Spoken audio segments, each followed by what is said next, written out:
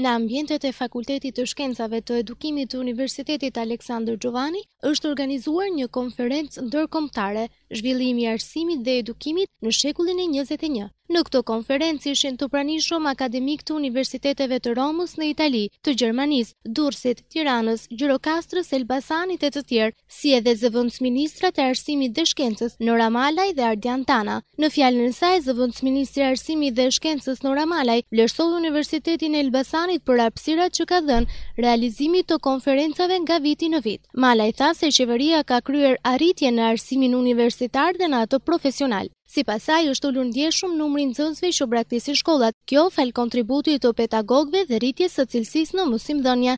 Është një ditë shumë e rëndësishme për Universitetin e Elbasanit Aleksandër Xhovani dhe për faktin se në 4 vite në pozicionin e zëvendësministres më ka parë që hapësirat e konferencave shkencore të bëra nga viti në vit, duke fokusuar rolin e cilësisë në sistemin e arsimit, japin kontributin e një panorame konkrete. Aktualisht sot kemi 160.000 studentë në të gjitha nivelet e sistemit, bachelor, master, doktoratur.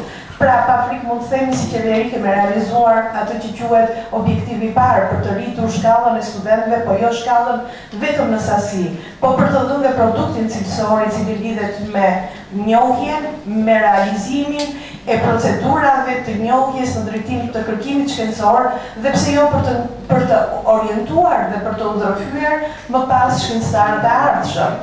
Kemi arritur që të ulim nivelin e braktisjes së shkollës, që është një element shumë i rëndësishëm dhe që besoj do bëhet pjesë diskutimi në konferencën e sotme, pasi flet për sistemin e arsimit dhe të edukimit si dy nga shtyllat kryesore të zhvillimit të sistemit të arsimit. Sot jemi në nivelin 0,05% të praktikës, pra kemi ulur atë pritshmëri për ta çuar drejt zërimit duke falë dhe kontributit tuaj.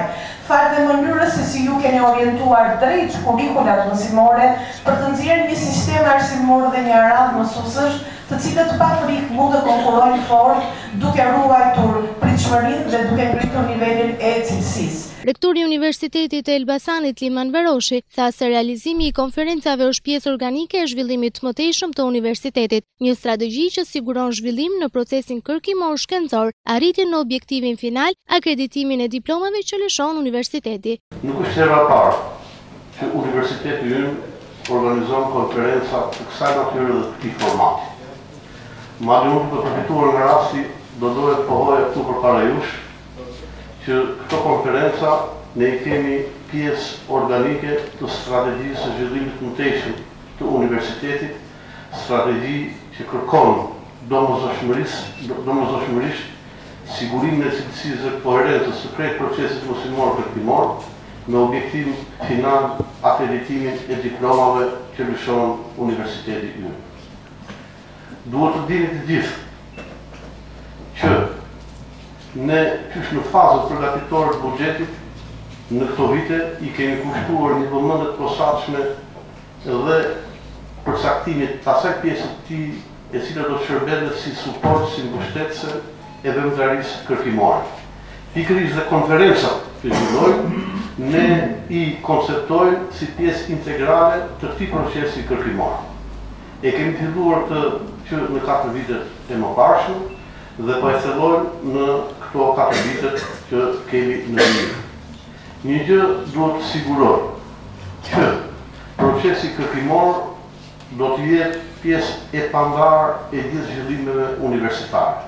Jemi në fazën që kërkojmë të përvijojmë dhe performancën kërkimore të këtij universiteti në mënyrë që pedagogu mos jetë thjesht mësimdhënës, por dhe një konsultues dinjitos. Kuptohet, raportet midis procesit mësimor dhe atij kërkimor nuk mund të jenë ashtu sikur se janë në universitetet tjera me një background shumë herë më të pasun se sa ynë.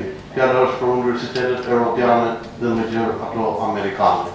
Sidoqoftë, do të kalojmë nga modestia dhe të ardhur më pas në krijimin e atyre raporteve që i kërkon realisht zhvillimi aktual i universiteteve në mbar globin. Të pranishmit në këto konferencë shkëmbyen mendimet e tyre për përvojat e arritura në shtete të ndryshme si Gjermania, Amerika apo dhe Italia.